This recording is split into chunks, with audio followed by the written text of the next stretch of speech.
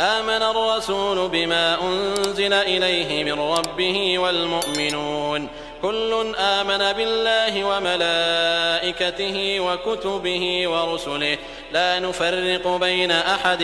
من رسله وقالوا سمعنا وأطعنا غفرانك ربنا وإليك المصير. لا يكلف الله نفسا إلا وسعها لها ما كسبت وعليها ما اكتسبت ربنا لا تؤاخذنا إن نسينا أو أخطأنا ربنا ولا تحمل علينا إصرا كما حملته على الذين من قبلنا ربنا ولا تحملنا ما لا طاقة لنا به واعف عنا واغفر لنا وارحمنا أنت مولانا فانصرنا على القوم الكافرين.